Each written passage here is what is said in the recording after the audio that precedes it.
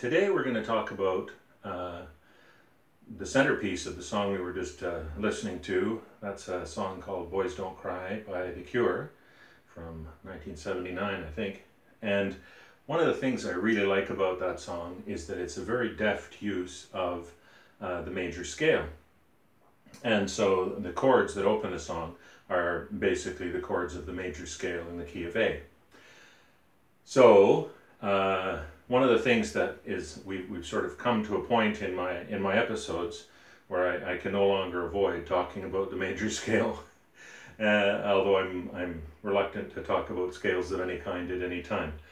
But the major scale is an important thing for us to talk about because it's a point of reference that helps us to make sense of everything else that we are trying to do on the guitar. So what is this major scale, this magical major scale that we need to know about? Well, in this particular song, we were in the key of A. For our purposes, we're going to talk about the major scale in the key of C. And on our guitar, and I'm going to come back to this, so don't worry about memorizing anything or understanding the notes too closely. But in the key of C, the major scale is here.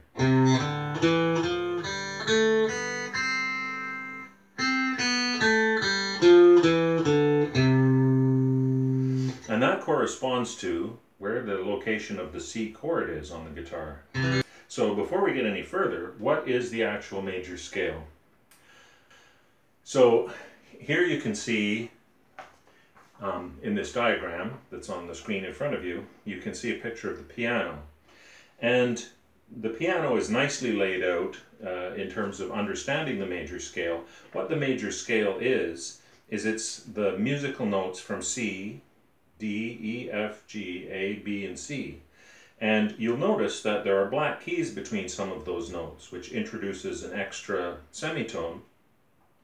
So we call the notes that have two keys between them, the notes with a black key stuck in between, we call those a whole step or a two semitone step.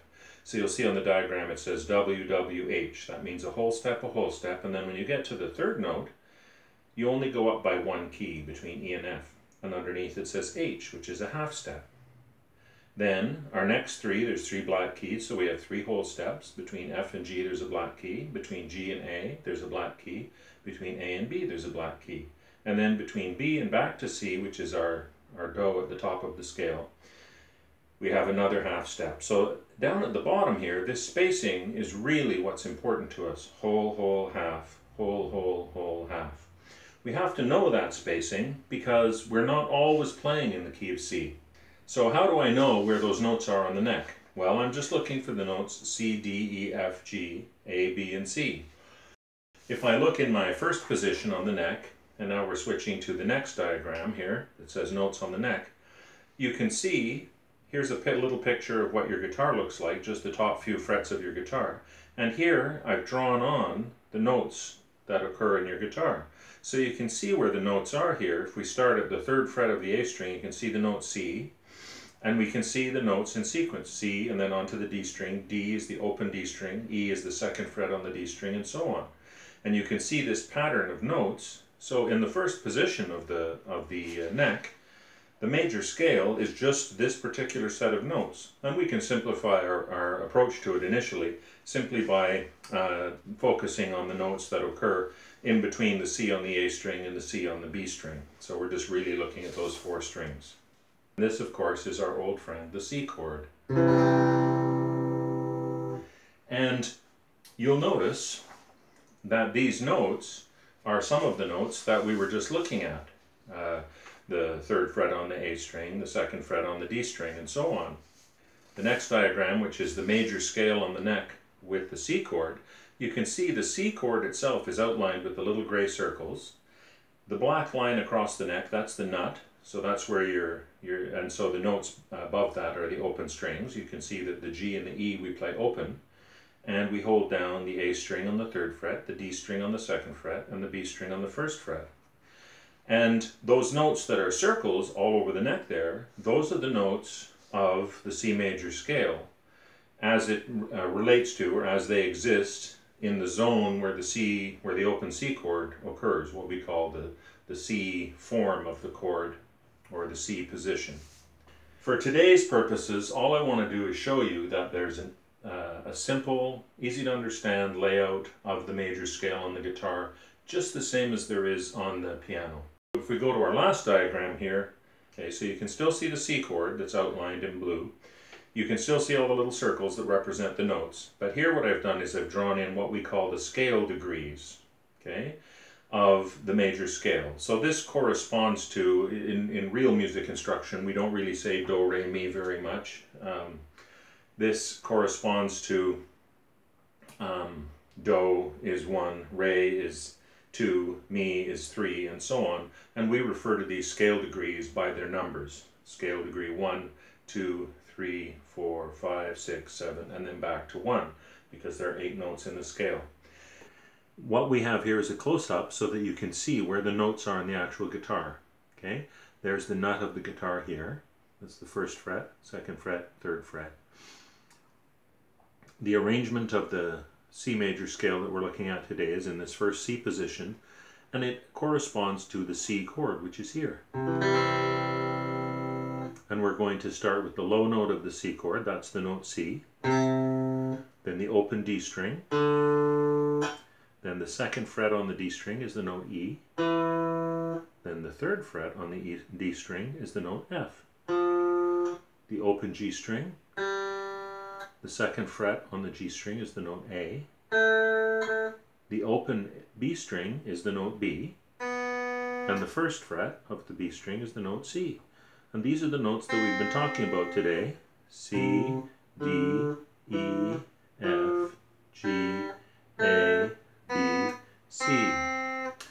One of the things I will point out is that it may not always be immediately apparent or obvious that the note spacing is identical, but of course it makes sense that the note spacing is identical by semitones, and we can see some examples of it that are immediately obvious.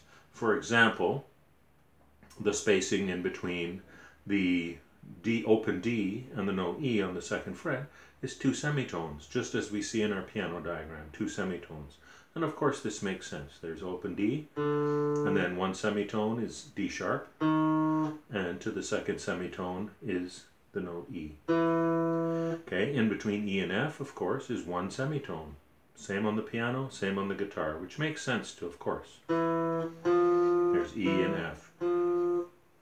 So this is one of the things that this system of looking at the major scale helps us with, is we don't have the same visual cues or the same obvious visual cues on the guitar that we do have on the piano, but we do have this systematic method of beginning to become familiar with where the major scale is. And once we know where the notes are and where the notes of the major scale are under our fingers, it becomes very, very simple for us to find the notes we're looking for. And that's what it's all about.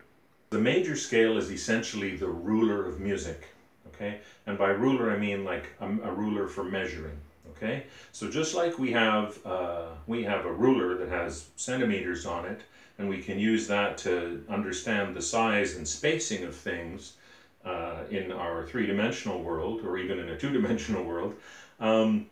In music, in the world of music, our ruler, our means of understanding the spacing between notes, is the major scale.